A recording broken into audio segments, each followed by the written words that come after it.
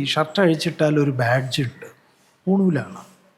ഈ നൂല് കണ്ടു കഴിഞ്ഞാൽ അവിടെ ഒരു പരിഗണനയുണ്ട്. അതിനപ്പുറത്ത് ചില പൊട്ടന്മാർ ഇതിന് ചൈതന്യമൊക്കെ ഇങ്ങനെ ഷർട്ട് ഇട്ടാൽ തടയും. അതൊക്കെ വെറും വിവരക്കേട് മാത്രമാണ്. ആർത്തവത്തെ ആരാധിക്കണം എന്നാണ് ശിവൻ പാർവതിയോട് പറഞ്ഞു കൊടുക്കുന്നത്. ആർത്തവത്തെ നിന്ദിക്കുന്നവൻ നരകത്തിൽ പോകുന്ന. അപ്പം ശരിക്കും പറഞ്ഞാൽ ഈ പേരിൽ സമരം നടത്തിയവരൊക്കെ നരകത്തിലാണ് ശിവന്റെ ഭാഷയിൽ. അവരൊന്നും ചരിത്ര പുരുഷൻ എന്ന് പറഞ്ഞ് നമുക്ക് ഇതൊന്നും പറയാൻ പറ്റുന്ന ഒരു ചരിത്രകാരന്മാരും അങ്ങനെ രേഖപ്പെടുത്തിയിട്ടില്ല ഒന്നും തന്നെ. പക്ഷെ അതൊരു നല്ല സങ്കല്പം. ഇവിടത്തെ ഈ സാഹോദര്യത്തെ തകർക്കേണ്ടത് തൽപര കക്ഷികളുടെ ഈ പറഞ്ഞ വിദ്വാന്മാരുടെ ആവശ്യമാണ്. ആസ്ട്രോളജി വേറെ, ആസ്ട്രോണമി വേറെ, രണ്ടും രണ്ടാണ്. തട്ടിപ്പിൻ്റെ ഒരു മാർഗ്ഗമാണ്. ഇതിൽ എന്തെങ്കിലും ശാസ്ത്രീയത ഉണ്ടോ എന്ന് ചോദിച്ചാൽ ഒന്നുമേ ഇല്ല. നമുക്കിങ്ങനെ ഒരു വഴിയുണ്ട്. ഇത് പിടിച്ചാൽ ജയിലിലാവുന്ന കാര്യമാണ്. പക്ഷേ അത്ര വലിയ പ്രശ്നങ്ങളൊന്നും ഉണ്ടാവില്ലായിരിക്കും. നമുക്ക് നോക്കാം. സ്വാമിജി എന്താണോ പറയുന്നത് ഞാനത് ചെയ്യാം. ഇതാണ് നമ്മൾ പറയുന്നത്. ഇതൊരു ആൾമാറാട്ടാണ്. നമ്മളിങ്ങനെ അപ്പുറത്ത് പോയിട്ട് ഇങ്ങനെ നിൽക്കുകയാണ്, ഇങ്ങനെ ടക എന്ന് പറഞ്ഞ് ഇടിക്കുന്നുണ്ട്.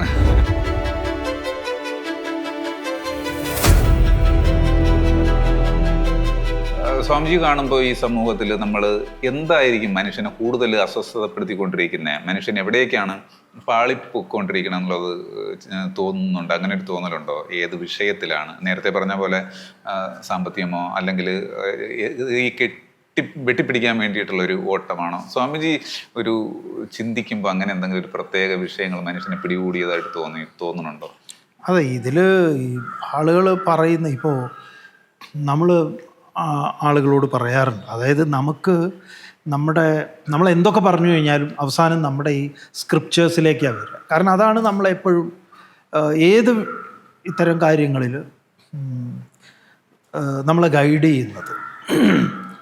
ഇപ്പോൾ ആളുകൾ ദുഃഖം നമുക്കങ്ങനെ പറയാൻ പറ്റും. അവരുടെ പ്രശ്നങ്ങളെ നമ്മൾ ദുഃഖങ്ങളായിട്ട് പറയും. നമ്മൾ പറയാറുണ്ട്, ഇപ്പോൾ ഉള്ള ഈ കൈലാസത്തിൽ നമുക്ക് പോകാൻ വേണ്ടിയിട്ട് ഒരുപാട് ആളുകൾ അവർ എന്താ പറയുക, ഡേറ്റ് മാറ്റി, ഫ്ലൈറ്റ് അത് ഇത് എന്നൊക്കെ കുറേ ബുദ്ധിമുട്ടുകൾ, പ്രശ്നങ്ങളുണ്ടായി. അവസാനമാണ് നമ്മൾ പകുതി വഴിയിൽ നിന്ന് തിരിച്ചു വന്ന ആളാണ്, പോകാൻ പറ്റാതെ. അപ്പോൾ അത് വിഷമം ഉണ്ടാക്കുന്നതാണ്. അപ്പോൾ ഈ ദുഃഖങ്ങൾക്ക് നമ്മൾ പല കാറ്റഗറിയിൽ പെടുത്തും. നമ്മൾ ആളുകളോട് പറയുന്നത് നമുക്കിതിനെ കാറ്റഗറൈസ് ചെയ്യാം. എന്നിട്ട് എൻ്റെ ഈ ദുഃഖം ഏത് കോളത്തിൽ വരും എന്നുള്ളത് ഞാൻ അതിൽ പെടുത്തണം. എന്നിട്ട് ചിന്തിച്ചു നോക്കിയാൽ ഇതിനെ ആരാണ് സോൾവ് ചെയ്യേണ്ടത്? നമ്മൾ സോൾവ് ചെയ്യേണ്ടതാണോ, അതോ ഈ ഫയല് നമ്മളാണോ നോക്കേണ്ടത്, അതോ ഈ ഫയൽ നോക്കേണ്ട ഡിപ്പാർട്ട്മെൻറ്റ് വേറെയാണോ നോക്കുക? 3 കോളമാണ് ഇതിൽ. നമ്മൾ ഈ വേദാന്തത്തിൻ്റെ ഭാഷയിൽ ആദിദൈവികം, ആദിഭൗതികം, ആധ്യാത്മികം എന്ന് പറയും. ഈ ആദിദൈവികം എന്ന് പറയുന്നത് ഇപ്പോൾ കവളപ്പാറയിലൊക്കെ ഉണ്ടായിട്ടുള്ള സാധനമാണ്. അതിൽ സർക്കാരിനോ വേറെ നമുക്കാർക്കെങ്കിലും ഒന്നുള്ളതല്ല. അത് പ്രകൃതിയുടെ ഒരു ഇതിലുണ്ടാവുന്നതാണ്. അതിന് കാരണങ്ങളായിട്ട് പലതും ഉണ്ടാകാം. ആ കാരണങ്ങളൊക്കെ നമ്മൾ പറയുന്നതിൽ രാഷ്ട്രീയം ഉണ്ടാവും, മറ്റേ എന്താ പറയുക, വീണ്ടും വിചാരമില്ല, നമ്മൾ ഈ ബിൽഡിങ്ങുകൾ ഉണ്ടാക്കണു, ഇതാക്കണു എന്നൊക്കെ ഓരോന്ന് പറയാം. ഇതൊന്നും ഇല്ലെങ്കിലും ഉണ്ടാവും, പലയിടത്തും ഉണ്ടാവും. അതൊക്കെ ഈ പ്രകൃതിയുടെ ഒരു പ്രതിപ്രവർത്തനത്തിൻ്റെ ഭാഗമാണ്. അത് നമുക്ക് ദുഃഖം ഉണ്ടാക്കും, ദുരിതം ഉണ്ടാക്കും. ആ ദുഃഖം നമ്മൾ ഇങ്ങനെ മനസ്സിലാക്കണം, എൻ്റെ റിയാലിറ്റി മനസ്സിലാക്കുക. ഇതാണ് എൻ്റെ ദുഃഖം, ഇത് കാരണം എനിക്ക് വീട് നഷ്ടപ്പെട്ടു, ജീവൻ നഷ്ടപ്പെട്ടു, വേണ്ടപ്പെട്ടവരുടെ, അതിൽ നിന്നുള്ള ദുഃഖം. മറ്റൊന്ന് ആദിഭൗതികം എന്ന് പറയും, ചുറ്റുപാടിൽ നിന്നുള്ള ദുഃഖമാണ്. എന്ന് പറഞ്ഞാൽ ഈ കള്ളന്മാർ, കൊള്ളക്കാർ എന്നൊക്കെ പറഞ്ഞ് ബന്ദ്, ഹർത്താൽ, സമരം, അത് അതിൻ്റെ ഇടയിൽ പോയപ്പോൾ ഒരു ഏറ് കിട്ടി. അതും നമ്മൾ വരുത്തി വെച്ചതാണോ എന്നൊക്കെ ചോദിച്ചു കഴിഞ്ഞാൽ ചിലപ്പം കൂടുതൽ അന്വേഷിച്ചാൽ അത് നമ്മുടെ റോൾ ഉണ്ടാവും. എന്നാലും നമ്മൾ ഓരോരുത്ത് ആ ചായക്കടയിലിരുന്ന് ചായ കുടിക്കുമ്പോഴാണ് ഒരു ഓട്ടോറിക്ഷ ബ്രേക്ക് തെറ്റി വന്നിട്ട് നമ്മുടെ നടുപ്പുറത്ത് ഇടിച്ച് ആശുപത്രിയിലായത്. ദുഃഖമാണ്, പക്ഷേ ആദിദൈവികമല്ല, ആദിഭൗതികമാണ്. അതും നമുക്ക് കോളത്തിൽ പെടുത്താം, ഇന്ന കോളത്തിലാണ്. 3-മത്തേത് ആധ്യാത്മികം എന്ന് പറയും. അത് നമ്മളിൽ നിന്ന് നമ്മൾ ഉണ്ടാക്കുന്നതാണ്. ആലസ്യം കൊണ്ടും നമ്മുടെ വീണ്ടുവിചാരമില്ലായ്മ കൊണ്ടും. രോഗം അതിലൊന്നുണ്ട്, രോഗം പരമ്പരയാ കിട്ടിയതുണ്ട്. അതല്ലാതെ നമ്മൾ മേടിച്ചു കൂട്ടിയ രോഗങ്ങളുണ്ട്, കുത്തഴിഞ്ഞ ജീവിതം കൊണ്ട് നമുക്ക് കിട്ടുന്നതുണ്ട്. ഈ 3 ഏതാണ് നിങ്ങളുടേത്? ഒരാളുമായിട്ട് സംസാരിക്കുമ്പോൾ നമ്മൾ സംസാരിക്കുന്ന കൂട്ടത്തിൽ പെടുമ്പോഴെല്ലാം ആധ്യാത്മികമാണ്. അവനവൻ ഉണ്ടാക്കിയ ദുഃഖങ്ങളും ദുരിതങ്ങളുമാണ്. അമ്മായിയമ്മ, മരുമകൾ, മറ്റത് മറിച്ചത്, ഇങ്ങനെ കുറേ കാര്യങ്ങൾ. ഇതൊന്ന് നമ്മുടെ RCC ഒക്കെ ഒന്ന് റൗണ്ട് അടിച്ച് വന്നാൽ തീരാവുന്നതേ ഉള്ളൂ എന്ന് അത് പലർക്കും ബോധ്യപ്പെടാറുണ്ട്. ഇപ്പോൾ ഈ പറയുന്ന നമ്മുടെ നേരത്തെ തുടക്കത്തിൽ സ്വാമിജി സംസാരിച്ചു പോയത് അയ്യപ്പ സംഗമം എന്ന് പറയുന്നൊരു സംഭവം ഉണ്ടായിട്ടുണ്ട്. അതിലൊരു രാഷ്ട്രീയം ഉണ്ട് എന്ന് തോന്നിയിട്ടുണ്ടോ? അല്ലെങ്കിൽ ഉണ്ടെങ്കിൽ ആ രാഷ്ട്രീയത്തിന് ശരിയായ ദിശാബോധവും അല്ലെങ്കിൽ നല്ല ലക്ഷ്യവുമാണോ ഉള്ളത്? അതിനെ സ്വാമിജി എങ്ങനെയാണ് കാണുന്നത് ആ ഒരു വിഷയത്തിൽ? അത് ഒരു രാഷ്ട്രീയം, അതിലൊരു രാഷ്ട്രീയം ഉണ്ട്. അതെന്തായിരുന്നു എന്ന് പറഞ്ഞാൽ നമുക്കതിൻ്റെ ആദ്യ ഇതെടുക്കുകയാണെങ്കിൽ നമ്മുടെ അഭിപ്രായം നമ്മൾ പറയുമ്പോൾ വീണ്ടും ഈ പ്രശ്നം ഈ എന്താണോ അവിടുത്തെ കേസ് എന്ന് പറയുന്ന അവിടുത്തെ ഒരു പ്രശ്നമായിട്ടിരിക്കുന്ന കാര്യം ശരിക്കും ശബരി ശ്രീരാമനോട് ചോദിക്കുന്നതാണ്. ശബരി ശ്രീരാമനോട് ചോദിക്കുന്നുണ്ട്, ഇത് ആരാണ് ഭക്തൻ്റെ ലക്ഷണം ചോദിക്കുന്നത്, ആർക്കാണ് ഇതിന് അവകാശം, അധികാരം എന്ന് ചോദിക്കുമ്പോൾ ശ്രീരാമൻ കൃത്യമായി പറഞ്ഞു കൊടുക്കുന്ന ഒരു സ്ഥലവും കൂടിയാണ് ശബരിയുടെ പേരിലാണ്, ഒരു സ്ത്രീയുടെ പേരിലുള്ള ഏക മലയാണത്. അപ്പം അവിടെ വെച്ച് രാമൻ പറയുന്നത് സ്ത്രീയാവട്ടെ പുരുഷനാവട്ടെ ഇനി ഏതെങ്കിലും ജീവജാലങ്ങളാവട്ടെ തിര്യഗ്യോനി ഗതസ്യവ ഭക്തിരേവഹി കാരണം എന്നാണ്, ഭക്തി മാത്രമാണ് എന്നെ ഭജിക്കാനുള്ള കാരണം എന്ന് പറയുന്ന. അപ്പോൾ അവിടെ ഏതെങ്കിലും തരത്തിലുള്ള ലിംഗഭേദങ്ങളൊന്നുമുള്ള ഒരു സ്ഥലമല്ല. അതൊക്കെ ഒരു വേറൊരു വിഷയം. അതിനെക്കുറിച്ച് നമ്മൾ പറയുമ്പോൾ ധർമ്മശാസ്ത്രം വെച്ച് പറയണം. അവിടേക്ക് സംഘർഷങ്ങളോ അല്ലെങ്കിൽ പ്രശ്നങ്ങളോ ഉണ്ടാകുന്നത് ഈ രാമായണത്തിലെ രാമൻ പറഞ്ഞ ഉത്തരവുണ്ട്. ആ ചോദ്യം തന്നെയാണ് വീണ്ടും കോടതിയുടെ മുന്നിലേക്ക് വന്നത്, സുപ്രീം കോടതിയുടെ മുന്നിലേക്ക്. സുപ്രീം കോടതി രാമൻ പറഞ്ഞ ഉത്തരമാണ് പറഞ്ഞത്. രാമായണത്തിൽ രാമൻ എന്താണോ പറഞ്ഞത് അതാണ് സുപ്രീം കോടതി പറഞ്ഞത്. എല്ലാവർക്കും അവകാശമുണ്ട്. സുപ്രീം കോടതി ഒരു നിയമം പാസ്സാക്കിയാൽ ഗവൺമെൻറ്റിന് അത് അനുസരിക്കാൻ ഗവൺമെൻറ് ബാധ്യസ്ഥമാണ്, അല്ലേ? അപ്പം നമ്മുടെ ഈ രാഷ്ട്രീയം എന്താ വരുന്നത്? ഗവൺമെൻറ്, ഏത് ഗവൺമെൻറ്റാണോ, ഇടതുപക്ഷ ഗവൺമെൻറ് സ്ത്രീകളെ ശബരിമലയിൽ കയറ്റി, ഒരു തെറ്റായ വാദമാണ്. ഈ കേസ് കൊടുത്തത് ഈ ഗവൺമെൻറ്റിൻ്റെ ഏതെങ്കിലും രാഷ്ട്രീയ പാർട്ടിയാണോ എന്ന് വെച്ചാൽ അവരും ഈ പറഞ്ഞ ആൾക്കാരാണ്. സത്യത്തിൽ സുപ്രീം കോടതിയാണ് മറ്റൊരു വിധത്തിൽ പറഞ്ഞാൽ ഈ സംഘർഷത്തിന് കാരണമാകുന്നത്. വേറൊരു വിധത്തിൽ പറഞ്ഞാൽ കാരണം എന്താ? സുപ്രീം കോടതി തുടർന്നും അത് നിരീക്ഷിക്കണം. അപ്പോൾ സുപ്രീം കോടതി ഓർഡറുള്ള സമയത്ത് ഒരു സ്ത്രീ എനിക്ക് മല കയറണം എന്ന് പറഞ്ഞ് വന്നു കഴിഞ്ഞാൽ നിങ്ങൾ മല കയറണ്ട എന്ന് പറഞ്ഞു കഴിഞ്ഞാൽ സുപ്രീം കോടതി ഈ ഗവൺമെൻറ്റിനെ പിരിച്ചുവിടും. അപ്പോൾ ഈ സുപ്രീം കോടതിയുടെ വിധിക്ക് എതിരായിക്കൊണ്ട് ഗവൺമെൻറ് പ്രവർത്തിക്കുന്ന ഒരവസ്ഥാവിശേഷമുണ്ട് എന്ന് വരുത്തി തീർക്കേണ്ടത് ചിലരുടെ ആവശ്യമാണ്. അത് രാഷ്ട്രീയമാണ്. ആ രാഷ്ട്രീയത്തിന് ഗവൺമെൻറ്റിന്, ആ രാഷ്ട്രീയ പാർട്ടി ആ വിധത്തിൽ അതിന് മറുപടി കൊടുക്കും. കാരണം അവരെന്ത് ചെയ്യും? ഇവരെങ്ങനെ പമ്പ വരെ ഇതുവരെ കൊണ്ടുപോകും, സന്നിധാനം വരെയൊക്കെ ഒപ്പിച്ച് കൊണ്ടുപോയി കഴിഞ്ഞ് ഇവർ തന്നെ അവിടുന്ന് സ്വയമേവ മടങ്ങുന്ന അവസ്ഥ ഉണ്ടാവും. അപ്പോൾ എന്തായി? ഈ കളി ഇങ്ങനെ നടക്കും. ഇപ്പോൾ അതെന്തായി? ഭരണഘടനാ ബെഞ്ചിൻ്റെ മുന്നിലാണ്. അതുകൊണ്ട് സർക്കാരിന് ഇപ്പം തലവേദന ഇല്ല. അതുകൊണ്ട് ആ വിഷയം അവർക്ക് പറയണ്ട. അവരെ സംബന്ധിച്ച് അവർ പറയുന്നത് എന്താണ്? അവരുടെ നിലപാടും നമ്മുടെ നിലപാടും ഒക്കെ ഒന്നാണ്. ഭരണഘടന എന്താണോ പറഞ്ഞിട്ടുള്ളത്, ഒരു സ്വാതന്ത്ര്യമുണ്ട്. അവിടെ സ്ത്രീ പുരുഷൻ എന്നുള്ളതില്ല. ശബരിമലയുടെ കാര്യത്തിലും അങ്ങനെ തന്നെയാണ്. പിന്നെ ഒരു കാലത്ത് ഇത് കാടും ഇതുമൊക്കെ ആയതുകൊണ്ട് സ്ത്രീകളൊന്നും പോയിരുന്നില്ല എന്നുള്ളത് മാത്രമേ ഉള്ളൂ. അല്ലാതെ വിശ്വാസത്തിന് അവിടെ സ്ത്രീകൾക്ക് വേറെ പ്രശ്നങ്ങളൊന്നും ഉള്ളതല്ല. ആർത്തവവും അതൊക്കെ ഇവരുടെ വിവരക്കേട് മാത്രമാണ്. ആർത്തവത്തെ ആരാധിക്കണം എന്നാണ് ഈ ശിവൻ പാർവതിയോട് പറഞ്ഞു കൊടുക്കുന്നത്. ആർത്തവത്തെ നിന്ദിക്കുന്നവൻ നരകത്തിൽ പോകുന്ന. അപ്പം ശരിക്കും പറഞ്ഞാൽ ഈ പേരിൽ സമരം നടത്തിയവരൊക്കെ നരകത്തിലാണ് ശിവന്റെ ഭാഷയിൽ. അത് വായിച്ചിട്ടില്ല. അത് വായിക്കാത്തോണ്ടാണ് അതാ പ്രശ്നം. ഇതിന്റെ പേര് സംബന്ധമുള്ളത്, അവിടെ ഒരു അയ്യപ്പ സംഗമം നടന്നപ്പോൾ പന്തളത്ത് ബദലായിട്ട് വേറൊരു അയ്യപ്പ സംഗമം 2 ദിവസം മുമ്പ് നടന്നിട്ടുണ്ട്. അപ്പോൾ അതിൽ ഈ പറയുന്ന ഒരു സ്വാമി എന്ന് പറയുന്ന പുള്ളിക്കാരൻ പറഞ്ഞത് വാവര് തീവ്രവാദി ആണ് എന്നൊരു സ്റ്റേറ്റ്മെന്റ് ഉണ്ടായിരുന്നു. തീവ്രവാദി എന്ന് പറഞ്ഞാൽ അതിന് ഒരു വാക്ക് പറഞ്ഞിട്ടുണ്ട്. അപ്പോൾ ഒരു പോസിറ്റീവ് കൊള്ളക്കാരനാണ്. അപ്പോൾ ഇതിന്റെ ഒരു പോസിറ്റീവായിട്ടുള്ള വശം, പന്തളം കൊട്ടാരത്തിലെ ഒരു അംഗം വളരെ ശക്തമായിട്ട് അതിനെ ആ സ്വാമിയെ വിമർശിച്ചിട്ടുണ്ട്. പറഞ്ഞത് കേസും കൊടുത്തിട്ടുണ്ട്. പറഞ്ഞ തോന്നിയവാസമാണ് ഇത്. മതത്തിന്റെ പേരിൽ ഇവിടെ ഒരു വിഭജനം ഉണ്ടാക്കി തമ്മിലെടുപ്പിക്കാൻ വേണ്ടിയിട്ട് നടത്തുന്ന ശ്രമമാണെന്ന് പുള്ളി പറഞ്ഞിട്ടുണ്ട്. അദ്ദേഹത്തിൻ്റെ ഒരു സ്റ്റേറ്റ്മെൻറ്റ്, പന്തളം കൊട്ടാരത്തിലെ ഒരു അംഗം അങ്ങനെ പറയുമ്പോൾ അതിനൊരു നല്ല ആംഗിളിൽ കാണാം. കാരണം മനുഷ്യനെ മനുഷ്യനായിട്ട് കാണാൻ വേണ്ടിയിട്ട് ഒരു പ്രഖ്യാപനം കൂടി അതിനകത്തുണ്ട്. വിഭജിക്കുന്ന ഒരു മനോനിലയുള്ളവർക്കുള്ള ഒരു ചൂണ്ടിക്കാണിക്കലുണ്ട് അദ്ദേഹത്തിൻ്റെ വാക്കിൽ. സ്വാമിജി അതിനെ എങ്ങനെയാണ് കാണുന്നത്? ആ ഒരു അവരെ കുറിച്ചുള്ളൊരു സംഭവം അടക്കം പറഞ്ഞു. അത് അങ്ങ് ചോദിച്ച ഇതിലെ ഏറ്റവും സുപ്രധാനമായിട്ടുള്ളൊരു ചോദ്യമാണ്.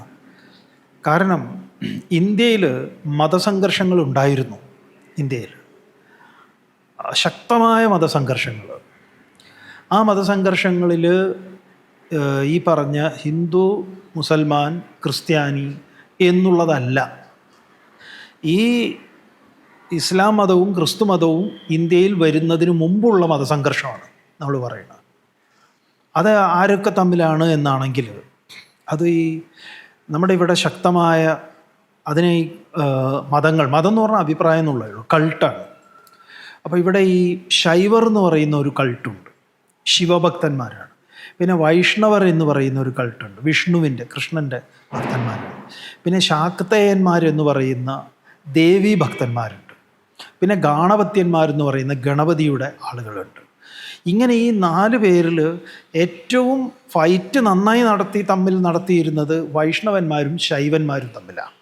ഈവൻ നമ്മുടെ സ്വാതന്ത്ര്യ സമര കാലത്ത് പോലും രമണ മഹർഷിയെ കാണാൻ പോകാത്തത് ഗാന്ധി വൈഷ്ണവനായിരുന്നത് കൊണ്ടാണ്. വൈഷ്ണവനാണ് ഗാന്ധി ശിവക്ഷേത്രത്തിൽ ഇങ്ങനെ പറഞ്ഞിട്ടുള്ള വിവരക്കേടുള്ള കുറേ കാര്യങ്ങളുണ്ട്. നമ്മൾ ആ കാലഘട്ടത്തിൽ പോലും ഇങ്ങനെയാണ്. ഇപ്പോഴും നിങ്ങൾ തൂത്തുക്കുടി പോലുള്ള പ്രദേശങ്ങളിലേക്ക് പോയി കഴിഞ്ഞാൽ ശിവക്ഷേത്രത്തിൽ പോകുന്ന ആൾ വിഷ്ണു ക്ഷേത്രത്തിൽ പോവില്ല.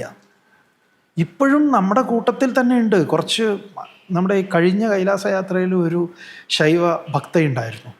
അവർ വിഷ്ണു ക്ഷേത്രത്തിലേക്കൊന്നും പോവില്ല. അവർ ഭയങ്കര ഇതായിട്ട് സ്ട്രോങ് ആയിട്ട് ഇരിക്കും. വിഷ്ണുവിൻ്റെ നാമങ്ങളൊന്നും ചൊല്ലില്ല. വളരെ ഇതാണ്. അവർ ഭസ്മം മാത്രമേ തൊടുള്ളൂ, തുളസി ധരിക്കില്ല, രുദ്രാക്ഷം മാത്രമേ ധരിക്കൂ.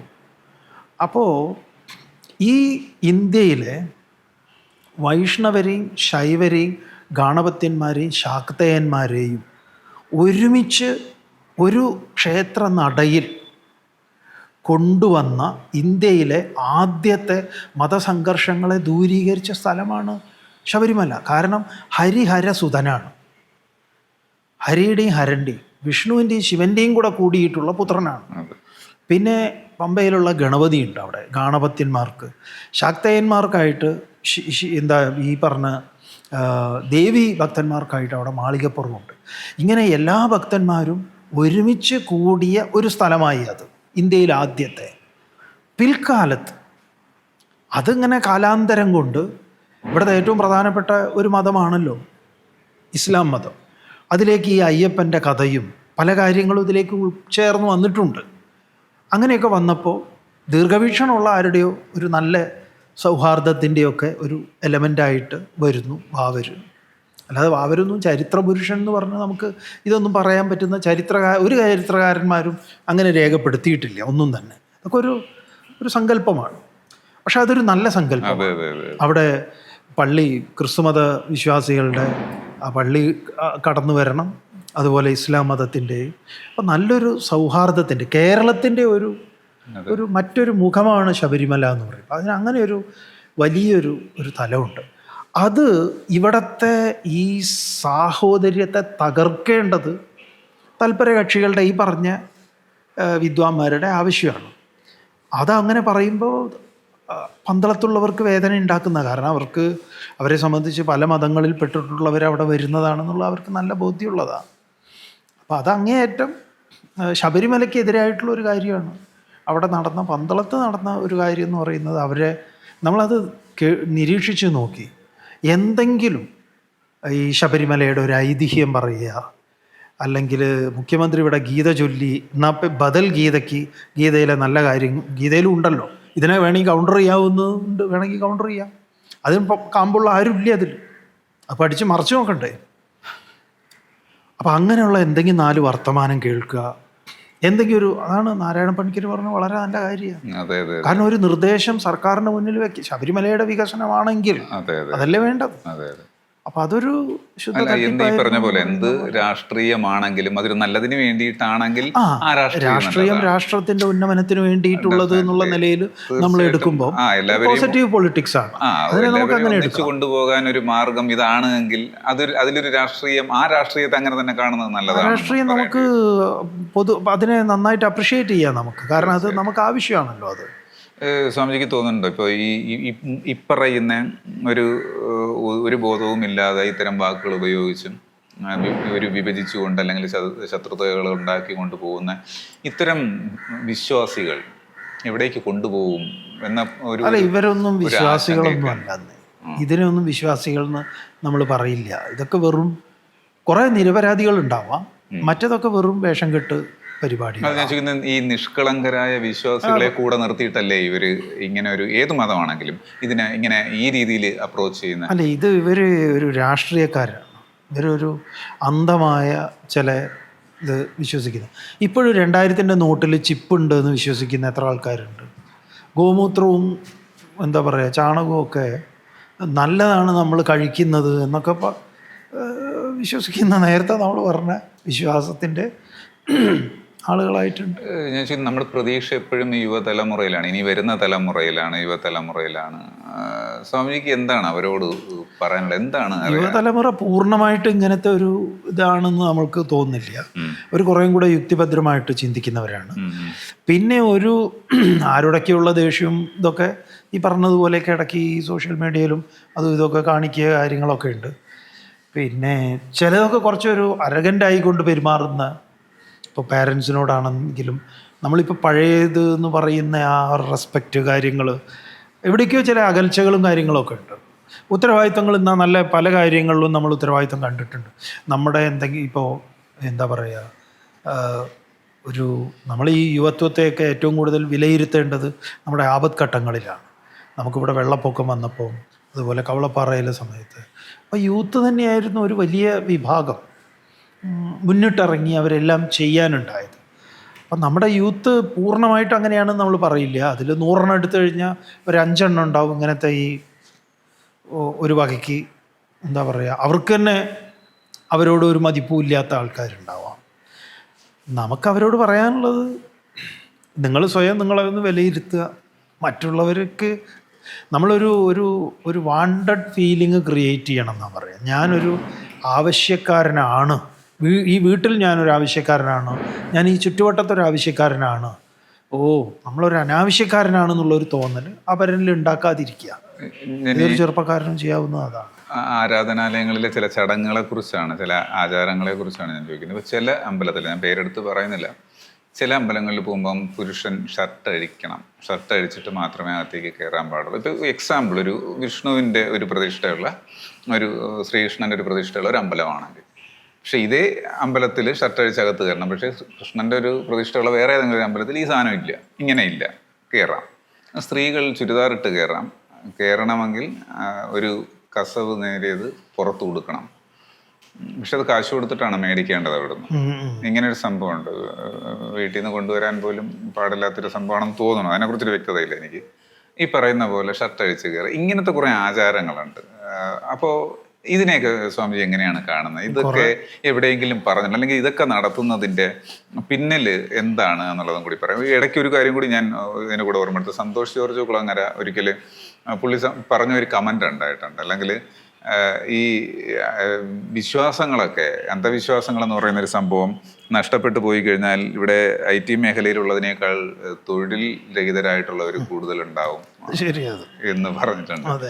അപ്പോൾ സ്വാമിജി ഇതിനെയൊക്കെ എങ്ങനെയാണ് കാണുന്നത്? അല്ല, ഇതിൽ തൊഴിൽ രഹിതരുടെ ആ പ്രശ്നം അത് മാറ്റി നിർത്തി ഇതിനെ കാണുകയാണെങ്കിൽ, ഇത് നമ്മൾ ഈ ക്ഷേത്രത്തെക്കുറിച്ച് പറയുമ്പം ഈ ക്ഷേത്രപ്രവേശന വിളംബരം വരുന്നതിന് മുമ്പുള്ള ഒരവസ്ഥയുണ്ട്.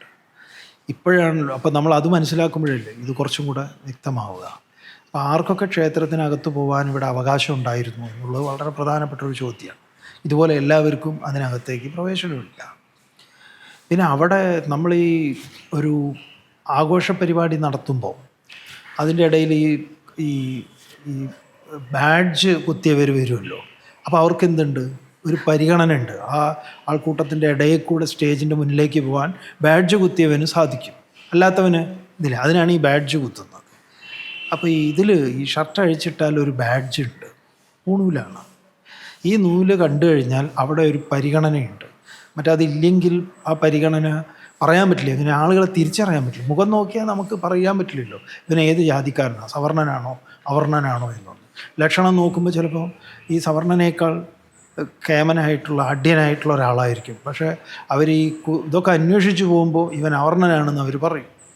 അപ്പോൾ നമുക്ക് തോന്നിയ ഒരു പ്രധാനപ്പെട്ട കാരണം ഇത് തിരിച്ചറിയുന്നതിലും ഇതിൻ്റെ ഒരു പ്രയോറിറ്റി അവിടെ കിട്ടേണ്ടതുണ്ട്. ഈ നൂല് കാണുമ്പം അവിടെ അയാൾക്ക് ഒരു തൂശനിലയിൽ ഒരു ഇത് കാണുകയും പിന്നെ അയാൾക്ക് ഞാൻ കേമനാണ് എന്ന് മറ്റുള്ളവരെ കാണിക്കാനും ഒക്കെ ഉള്ള ഒരു പ്രകടനത്തിനുള്ള ഒരു ഇതും കൂടെയാണ്. അതിനപ്പുറത്തേക്ക് അതിൽ യാതൊരു കാര്യമില്ല.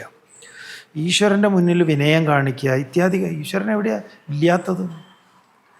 ഈശ്വരൻ ഇവിടെ മാത്രമാണ് ഉള്ളതെങ്കിൽ നിങ്ങൾ അവിടെ പോയിട്ട് വിനയം കാണിക്കണം, ഇത്യാദി കാര്യങ്ങളൊക്കെ കാണിക്കണം. അതിനപ്പുറത്ത് ചില പൊട്ടന്മാർ ഇതിന് ചൈതന്യമൊക്കെ ഇങ്ങനെ ഷർട്ടിട്ടാൽ തടഞ്ഞു നിൽക്കും, ചൈതന്യമൊക്കെ ഉള്ളിൽ കയറൂല എന്നൊക്കെ പറയുന്ന എന്തോ സംഭവമൊക്കെ. അതൊക്കെ വെറും വിവരക്കേട് മാത്രമാണ്. ചൈതന്യം ഇങ്ങനെ എവിടുന്നെങ്കിലും കയറി ഇറങ്ങിപ്പോകുന്നതല്ല. ചൈതന്യം നമ്മുടെ വാക്കുകളിലും മനസ്സിലും പ്രവൃത്തിയിലും ഒക്കെയാണ്. അതിലൂടെയാണ് വരുന്നത്, കരചരണങ്ങളിലൂടെയാണ് അത് വരേണ്ടത്. മറ്റതിലെ പ്രധാനപ്പെട്ട ഇത് തന്നെയാണ്. ഇത് ഈ ആഢ്യത്വം കാണിക്കുക, അത് തിരിച്ചറിയുക, മറ്റുള്ളവർക്ക് തിരിച്ചറിയാൻ ഒരു ഇതുണ്ടാവുക. അപ്പം മാറി നിൽക്കുക. ഇയാളെ വരുമ്പോൾ കുറച്ചൊന്ന് മാറി നിൽക്കും. അത് ഇന്നും നിങ്ങൾ പോയി കഴിഞ്ഞാൽ കാണാം. ഈ നൂലുള്ളവർക്ക് ഒരു പ്രയോറിറ്റി ഉള്ളതുപോലെ അവർക്കും അതങ്ങനെ ഒന്ന് കാണിക്കുമ്പോൾ ഒരു സമാധാനം ഒക്കെ കിട്ടുക. അത്രയേ ഉള്ളൂ. അവരാണ് അത് ഉണ്ടാക്കി വെച്ചത്. ഒരു ചോദ്യം കൂടെ ഉള്ളു. അതിലൊന്ന്, സ്വാമിജി ഈ പറയുന്ന പ്രഭാഷണം നടത്തണു, അതൊരു സൈഡ്. അതിൽ നിന്ന് കിട്ടുന്ന ഒരു അറിവ് നമ്മളിപ്പോൾ എത്രത്തോളം പറഞ്ഞു കൊടുക്കും തോറും, പഠിപ്പിക്കും തോറും നമ്മൾ കൂടുതൽ അതിൽ നിന്നും പഠിച്ചു കൊണ്ടുവന്നിരിക്കുന്ന ഒരു പ്രോസസ്സുണ്ട്. അപ്പോൾ യാത്രകളാണ് സ്വാമിജിയുടെ വേറൊരു ഭാഗം എന്ന് പറയുന്നത് ജീവിതത്തിൻ്റെ. ഇത് രണ്ടും സ്വാമിജിക്ക് തന്ന ഒരു അറിവുണ്ട്, അല്ലെങ്കിൽ അതിൽ നിന്നും പഠിച്ച പാഠങ്ങളുണ്ട്. അത് യാത്രകളടക്കം മറക്കാൻ കഴിയാത്ത നിമിഷങ്ങളുണ്ടായിട്ടുണ്ടായിരിക്കും. ചിലപ്പോൾ ചില യാത്രകൾ കഴിഞ്ഞിട്ട് വരുമ്പം തങ്ങി നിൽക്കുന്ന എന്തെങ്കിലുമൊക്കെ മനസ്സിൽ ഉണ്ടാവും. അത് കൂടെ വന്നവരാവാം, അല്ലെങ്കിൽ പോയപ്പോൾ കണ്ടവരാവാം. ആ യാത്രയിലുണ്ടായ അസുഖകരമോ അല്ലെങ്കിൽ സുഖകരമായിട്ടുള്ള അനുഭവങ്ങളായിരിക്കാം. ടോട്ടലി ഒരു അങ്ങനെ നോക്കി കാണുമ്പം എന്തൊക്കെയുണ്ട്? ഈ യാത്രകളിൽ നമ്മൾ ഒറ്റയ്ക്ക് യാത്ര ചെയ്യുന്ന യാത്രകൾ ധാരാളമുണ്ട്. അതിലും ഈ പറഞ്ഞതുപോലെ ഒരുപാട് ഇടങ്ങളിൽ നമ്മൾ എന്താ പറയുക പെട്ടുപോകുന്ന അവസ്ഥകളുണ്ടായിട്ടുണ്ട്. പല സാഹചര്യങ്ങളിലും മറ്റു പല കാരണങ്ങളെ കൊണ്ട്. അതല്ലാതെ നമ്മുടെ ഈ പറഞ്ഞ ഹിമാലയ യാത്ര, കൈലാസ യാത്ര, മരണത്തെ മുഖാമുഖം കാണുന്ന യാത്രകൾ കൂടുതലും ഹിമാലയവും കൈലാസവും ഒക്കെ അങ്ങനെയുള്ളത്. പിന്നെ അല്ലാതെ എന്താ പറയുക, ഇപ്പോൾ ഈ നമ്മുടെ ഒരു വർഷത്തെ ഒരു യാത്രയിൽ, ഈ കൈലാസ യാത്രയിൽ, അതിൽ ഒരു സ്ത്രീ, അവരുടെ ഭർത്താവുണ്ട്. അവർ വളരെ ആഗ്രഹിച്ചിട്ടുള്ള, എത്രയോ വർഷങ്ങളായിട്ട് അവർ ആഗ്രഹിക്കുകയും അങ്ങനെ അവർ അതിന് വന്നതാണ്. ഇവിടെ ഉള്ളവരാണ്, തിരുവനന്തപുരത്ത്. അപ്പോൾ ഈ നമ്മൾ സാധാരണ എന്ന് പറഞ്ഞാൽ ഇവിടുന്ന് കാഠ്മണ്ഡു പോവും. കാഠ്മണ്ഡുവിൽ 2 ദിവസം ഉണ്ടാവും. അപ്പോഴേക്കുമാണ് നമ്മുടെ വിസയും പാസ്പോർട്ടും ഒക്കെ അവിടെയാണ് വരിക. അപ്പോൾ ഈ ഒരു സ്ത്രീയുടെ വിസ റിജക്റ്റായി, ഒരൊറ്റ വിസ റിജക്റ്റായി. അപ്പോൾ അവർക്കാണെങ്കിൽ സഹിക്കാൻ പറ്റാത്തൊരു ഭയങ്കര ഈ അവരാണെങ്കിൽ അവിടെ വന്നിട്ടുമുണ്ട്, ഭർത്താവുമുണ്ട്. അപ്പോൾ ഇദ്ദേഹത്തിന് തിരിച്ചു പോകണോ എന്താ, അവരുടെ കുറച്ച് സുഹൃത്തുക്കളും ഉണ്ട്. ആകെ കൂടെ ഒരു ഭയങ്കര ഒരു വല്ലാത്തൊരവസ്ഥ. അപ്പോൾ ഈ രാത്രി നമ്മളിങ്ങനെ ഇവരുടെ ആ മുഖവും അതും ഒക്കെ കണ്ടിട്ട് നമുക്ക് തന്നെ ഭയങ്കര വല്ലാത്തൊരിത്, വലിയ ഉത്സാഹമുള്ള അവരാണ്. അപ്പോൾ രാത്രി പെട്ടെന്ന് നമുക്കൊരു ഇത് വന്നത്, ഇതേപോലെ ഒരു സ്ത്രീ അവർക്ക് പനി കാരണം ഭയങ്കര പനിയായിട്ട് അവർക്ക് ആ വരുന്നത് അവർ ക്യാൻസലാക്കി. അവരുടെ പാസ്പോർട്ട്, അവർക്ക് വിസ ഉണ്ട്, അവരുടെ പാസ്പോർട്ടൊക്കെ നമ്മുടെ കയ്യിലിരിക്കുക. അപ്പോൾ രാത്രി നമ്മളിത് നോക്കി, ഇത് എങ്ങനെ ഈ ആൾമാറാട്ടം നടത്താൻ പറ്റുമോ? അതിനെക്കുറിച്ച് നമ്മളിങ്ങനെ ആലോചിച്ചു, എങ്ങനെയാണ് ഇത് നടക്കുക, അവസാനം ഇത് മൊത്തത്തിൽ അകത്താവുമോ? അതെ, അത് ഇങ്ങനെ ഭയങ്കരമായിട്ട് ഗവേഷണം മനസ്സിലിങ്ങനെ ചെയ്യുക. അപ്പോൾ അവിടെ ഒരു മൊനാസ്ട്രി ഉണ്ട്. ഞങ്ങൾ താമസിക്കുന്ന കൊപ്പൻ മൊനാസ്ട്രി എന്ന് പറഞ്ഞ നേപ്പാളിലൊരു മൊനാസ്ട്രിയിലാണ്. അപ്പോൾ നമ്മൾ അതിനിങ്ങനെ ചുറ്റും ഇങ്ങനെ ബുദ്ധൻ്റെ അതിന് ചുറ്റും ഇങ്ങനെ പ്രദക്ഷിണം ചെയ്ത് ആലോചിക്കാൻ തുടങ്ങി, ഇതെങ്ങനെ നടക്കുമോ? അപ്പോൾ ഇതിൻ്റെ ഓരോരോ ഘട്ടം ഘട്ടമായിട്ട് നമ്മൾ നോക്കുക. അപ്പോൾ നമ്മുടെ മനസ്സിൽ ആദ്യം വന്ന് ഇവരൊരു മഫ്ലറൊക്കെ ഇട്ട് ഇങ്ങനെ നിർത്താം വരിയിൽ. ഇവർക്കൊന്നും ഇപ്പോൾ കൃത്യമായിട്ട് പറയാൻ അങ്ങനെ പറ്റില്ലല്ലോ. അത് ഈ ഫിംഗർ പ്രിൻറ്റും മറ്റേ സംഭവമൊന്നും അന്ന് ചെയ്തിട്ടില്ല, ഈ സംഗതികളൊന്നും ഉള്ള സമയമല്ല.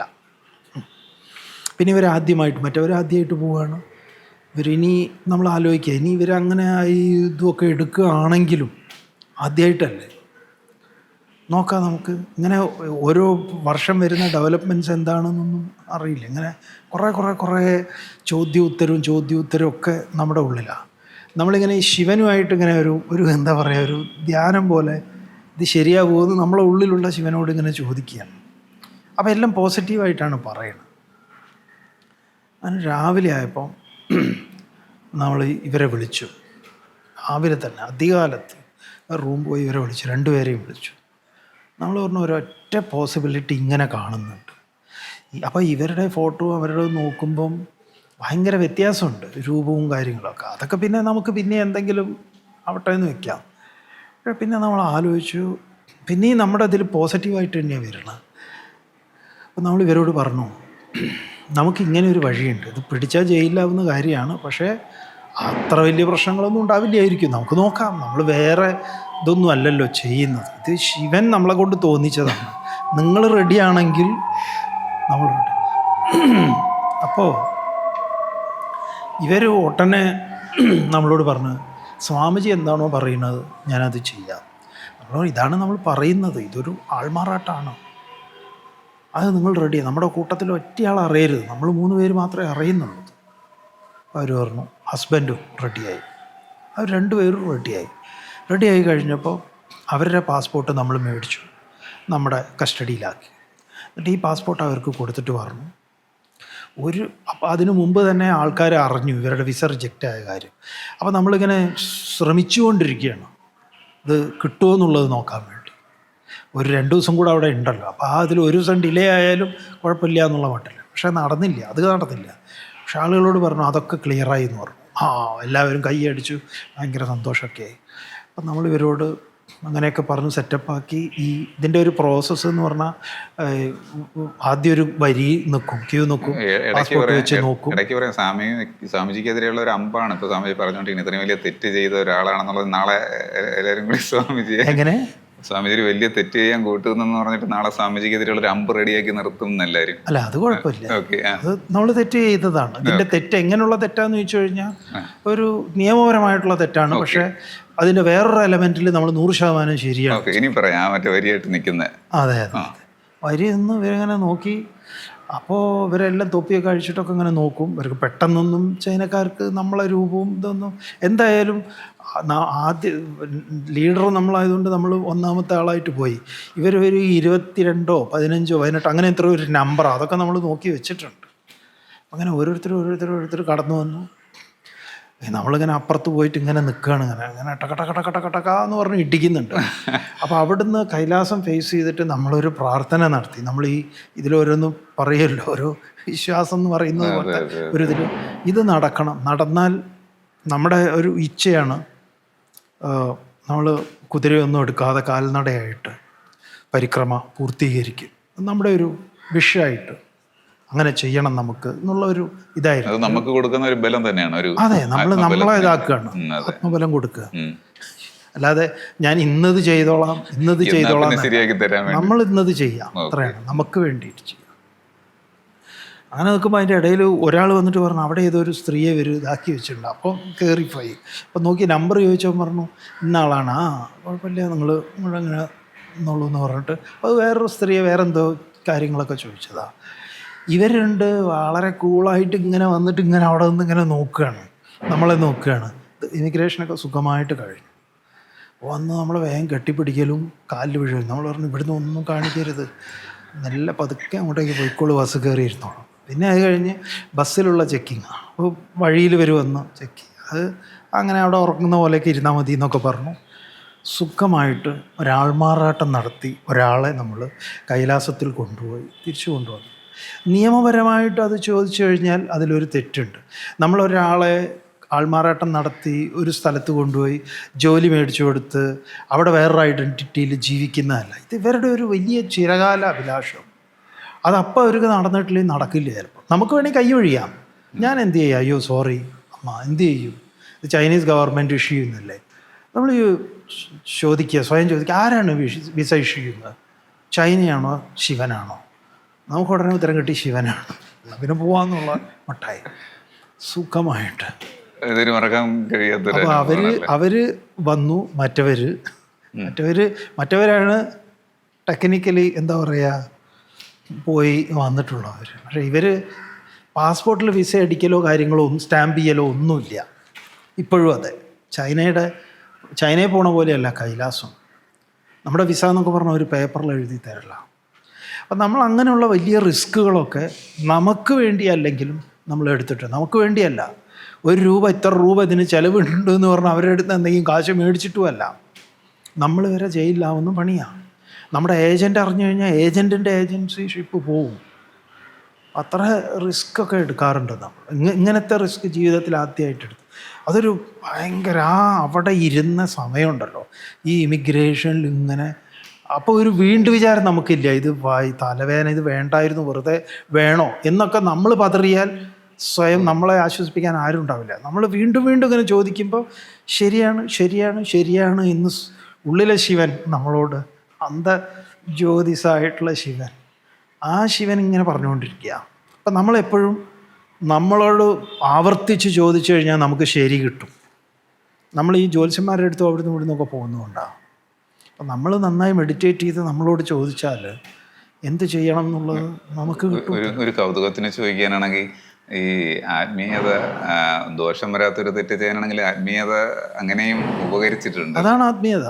അവനവൻ ആത്മസുഖത്തിന് ആചരിക്കുന്നവ അപരന് സുഖത്തിനായി വരേണം. നാരായണ ഗുരുദേവൻ പറയുന്ന ആത്മീയത. മറ്റത് ആത്മീയതയിൽ ഈ പാസ്പോർട്ട്, ഇമിഗ്രേഷൻ, ബൗണ്ടറി ഇതൊക്കെ ആരുണ്ടാക്കിയതാ? നമ്മുടെ സ്വാർത്ഥതയിൽ നമ്മൾ ഉണ്ടാക്കിയതാണ് ഈ വേലിയൊക്കെ കിട്ടിയത്. ആത്മീയതയിൽ ശിവഭക്തനാണെങ്കിൽ സ്വദേശോ ഭുവനത്രയെന്നാണ്, എല്ലാം എൻ്റെ വീടാണെന്നാണ്. സ്വാമിജി, ഇപ്പോൾ ഒരു ക്വസ്റ്റ്യൻ കൂടെ, കൺക്ലൂഷൻ ആണ്. ഇപ്പോൾ ചോദിച്ചു പോവുകയാണ്, മറ്റേ ജ്യോത്സ്യൻ്റെ കാര്യം പറഞ്ഞുകൊണ്ട് ചോദിക്കുകയാണ്. ഈ പറയുന്ന ജ്യോത്സ്യൻ അല്ലെങ്കിൽ പുള്ളി ഒരു സുപ്രഭാത സർക്കാർ ഉദ്യോഗസ്ഥനായിരുന്നു, ഏതെങ്കിലുമൊക്കെ ജ്യോത്സ്യന്മാർ അങ്ങനെയാണ്, അവരുടെ ഒരു ഹിസ്റ്ററി എടുക്കുമ്പോൾ അങ്ങനെയാണ് കാണുന്നത്. ഒരു സർക്കാർ സ്ഥാപനത്തിൽ ജോലി ചെയ്യണം, 60 വയസ്സാകുമ്പോൾ അല്ലെങ്കിൽ 58 വയസ്സാകുമ്പോൾ റിട്ടയർ ആവണം. അത് കഴിയുമ്പോൾ പുള്ളി ഒരു ബോർഡ് വെച്ചിട്ടൊരു ജ്യോത്സ്യനായിട്ട് മാറുന്നു. പെട്ടെന്ന് പഠിക്കുന്നുണ്ട്. എൻ്റെ അനുഭവത്തിൽ തന്നെ എനിക്കറിയാം, ഒരു KSRTCയിൽ ഒരു ഉദ്യോഗസ്ഥനായിരുന്നൊരു മനുഷ്യൻ ഇതുപോലെ ഒരു സുപ്രഭാതത്തിൽ, അദ്ദേഹത്തിൻ്റെ ബാക്ക്ഗ്രൗണ്ട് അങ്ങനെയൊന്നുമല്ല, ഒരു ഇരുന്ന് വായിക്കും എന്നുള്ളതല്ലാതെ ചിലപ്പുറമൊന്നുമില്ല. പുള്ളി പിന്നെ കല്യാണത്തിൻ്റെ കാര്യങ്ങളൊക്കെ ജാതകമൊക്കെ ചേർത്ത് കൊടുക്കും. ഈ ജാതകം പൊരുത്തം എന്നൊക്കെ പറയുന്നൊരു സംഭവം, അതിൽ വിധേയരായിട്ട് കല്യാണം നടത്തി കൊടുക്കുന്ന അതിലൊക്കെ എന്തെങ്കിലും ഒരു അർത്ഥമുണ്ടോ? ഈ ഒരു വസ്തുവില്ല. ഈ പറഞ്ഞ നമ്മൾ ഈ വെറുതെ ഈ കേരളം ഇട്ടാവട്ടം, കേരളം, കർണാടക, തമിഴ്നാട്ടിൽ കുറച്ച് ഈ പൊട്ടന്മാരാണ് ഇതൊക്കെ വിശ്വസിക്കുന്നത്. ഇന്ത്യയിൽ തന്നെ മുഴുവൻ എല്ലാവരും ഇല്ല. പിന്നെ ഇവിടത്തെയൊക്കെ ഇതൊക്കെ കണ്ടിട്ടും കേട്ടിട്ടും കുറച്ച് ആൾക്കാർ അവിടുന്ന് ഇവിടുന്നൊക്കെ വരുന്നുണ്ട്.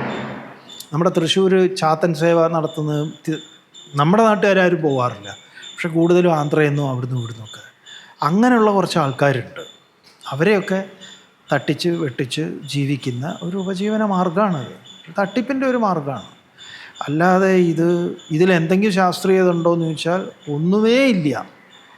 മറ്റതുണ്ട്, നമ്മുടെ ഗ്രഹങ്ങളെക്കുറിച്ച് പറയുന്നത്, അതിപ്പോൾ എല്ലാവർക്കും അറിയുന്നതല്ലേ. ആസ്ട്രോളജി വേറെ, ആസ്ട്രോണമി വേറെ, രണ്ടാണ്. പിന്നെ വേദത്തിൽ പറയുന്ന ഒരു ജ്യോതിഷമുണ്ട്, ഇതുമായിട്ട് ഒരു ബന്ധവുമില്ല. വേദം 6 മുഖങ്ങളോട് കൂടിയതാണ് വേദത്തിൻ്റെ മുഖം എന്ന് പറയുന്നത്. ശിക്ഷ, കൽപ്പം, വ്യാകരണം, നിരുക്തം, ഛന്ദസ്, ജ്യോതിഷം എന്ന് പറയുന്നത്. അപ്പോൾ അവിടെ പറയുന്ന ജ്യോതിഷമല്ല ഈ ജ്യോതിഷം, കല്യാണ കാര്യവും അതും. സ്വാമിജിക്ക് ദേഷ്യം വരാറുണ്ടോ? ദേഷ്യം വരുമ്പോൾ കൺട്രോൾ ചെയ്യാറുണ്ടോ? അത് പ്രകടിപ്പിക്കാറാണോ ഉള്ളത്? ദേഷ്യമൊക്കെ വരാറുണ്ട്, അതെ, ദേഷ്യം പ്രകടിപ്പിക്കാറുമുണ്ട് ചില കാര്യങ്ങളിലൊക്കെ. നമ്മുടെ ദേഷ്യം ഇത്രയേ ഉള്ളൂ. അപ്പോൾ ഒരു കാര്യം ഇവിടെ ഉള്ളവരോടാണെങ്കിലും എന്തെങ്കിലും ഒരു കാര്യം നമ്മൾ പറഞ്ഞു കൊടുക്കും, ഇതിങ്ങനെയാണ് വേണ്ടത്. ഇപ്പോൾ ഇവിടുന്ന് ഒരു സാധനം എടുത്താൽ, ഇപ്പോൾ നമ്മൾ ഇവിടെ ഉള്ള ആളോട് പറയുകയാണ്, ഇവിടുന്ന് ഈ ചെയർ ഇവിടുന്ന് എടുത്ത് എവിടെയാണോ ഉണ്ടായിരുന്നത് അത് അവിടെ വെക്കണം, മനസ്സിലായോ എന്നുള്ളതൊക്കെ ഒരു വട്ടം 2 വട്ടമൊക്കെ പറയും. അപ്പോൾ ഇത് വീണ്ടും ഇവിടെ കിടന്നാൽ നമ്മൾ ചോദിക്കും ഇതെന്താ, പിന്നെ ഇവിടെ കിടന്നാൽ നമ്മുടെ സംസാരത്തിൽ അതുണ്ടാവും. അത്രയേ ഉള്ളൂ. ആദ്യം പറഞ്ഞു കൊടുക്കും എല്ലാ കാര്യവും, വീണ്ടും ഒരു എക്സ്റ്റൻഷൻ ഉണ്ടാവും, വീണ്ടും ആവർത്തിക്കുമ്പോഴാണ് ഉണ്ടാവുക. അത് അപ്പം ഉണ്ടാക്കുന്ന ഒരുന്നേ ഉള്ളൂ. അത് നമ്മൾ ടിഷ്യൂ പേപ്പർ കർച്ചീഫൊക്കെ ഉപയോഗിക്കുന്നത് പോലെ അത് ഉപയോഗം കഴിഞ്ഞാൽ കഴിഞ്ഞു. അതിങ്ങനെ നമ്മൾ ദേഷ്യത്തെ പിടിക്കും, ദേഷ്യം നമ്മളെ പിടിക്കാറില്ല. ആത്മീയത അല്ലെങ്കിൽ യാത്ര, തീർത്ഥാടനം, സ്വാമിജിയുടെ യാത്ര ഇനി എങ്ങോട്ടാണ്? കൈലാസം, ഇപ്പോഴത്തെ ഒരു കൈലാസം ക്യാൻസലായിപ്പോയി. 19 കൈലാസം കഴിഞ്ഞു, 19 പ്രാവശ്യമായിട്ട്. ഇനി ഞങ്ങൾ കുറച്ചൊരു ഈ ഹിമാലയ യാത്രയുണ്ട്, പിന്നെ ചെറിയ വേറെ 1-2 രാമേശ്വരം പോലുള്ള സ്ഥലങ്ങളിലേക്കൊക്കെ ഉള്ള യാത്ര. ജീവിതയാത്രയുടെ ഒരു ലക്ഷ്യം അങ്ങനെ എന്തെങ്കിലും ഉണ്ടോ? അതെ, ജീവിതം ഇതേപോലെ ഒരു ജീവിതം എന്ന് പറഞ്ഞാൽ മാറി മാറി വരുന്ന അനുഭവങ്ങളാണ്. യാത്ര ജീവിതമായിട്ട് ഏറ്റവും ബന്ധപ്പെട്ട ഒന്നാണ്. മാറി മാറി വരുന്ന അനുഭവങ്ങളാണ് ജീവിതം എന്ന് പറയുന്നത്. അപ്പോൾ യാത്രയും ഇത് തന്നെയാണ്. അങ്ങനെയാണ് നമ്മളതിനെ കാണുന്നത്. നല്ല യാത്രകൾ, നല്ല യാത്ര നമുക്ക് ഗുരുവാണ്. നമ്മളും ആളുകളോട് പറയാറുണ്ട്, ഈ യാത്ര നിങ്ങളുടെ ഗുരുവായിരിക്കണം.